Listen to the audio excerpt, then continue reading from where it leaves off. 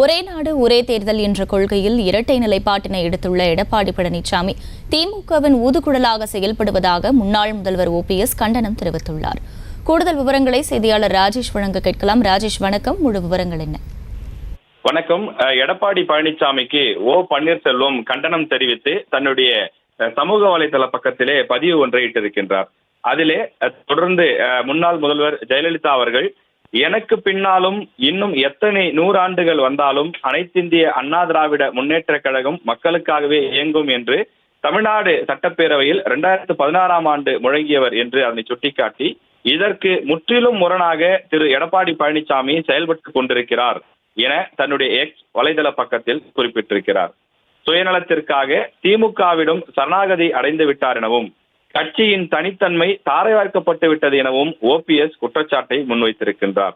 வருகின்ற மக்களவை தேர்தலில் துரோக கூட்டம் 4வது இடத்திற்கு மக்களால் துரத்தி அடிக்கப்படும் எனவும் தெரிவித்துக் கொள்கிறேன் என அந்த பதிவிலே அவர் குறிப்பிட்டிருக்கிறார். மேலும் அவர் தன்னுடைய அறிக்கையிலே நீண்டதொரு விளக்கத்தையும் குறிப்பிட்டிருக்கிறார்.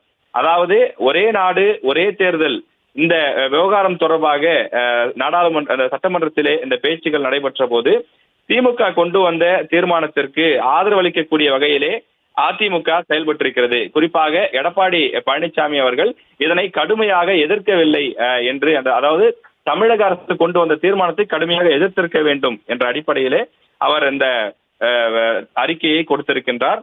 எடப்பாடி பழனிசாமியை கண்டித்து ஓபிஎஸ் கொடுத்திருக்கக்கூடிய இந்த அறிக்கை என்பது அரசியல் வட்டாரத்தில் ஒரு பரபரப்பை ஏற்படுத்தியிருக்கிறது.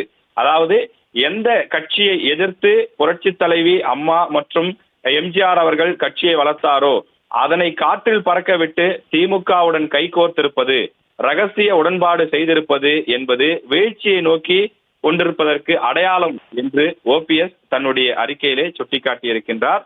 அது மட்டும் இல்லாமல் தொடர்ந்து எடப்பாடி பழனிசாமி திமுகவிற்கு ஆதரவாக செயல்பட்டு வருகிறார் எனவும் ஓபிஎஸ் தன்னுடைய அறிக்கையிலே குற்றச்சாட்டை முன்வைத்திருக்கிறார்.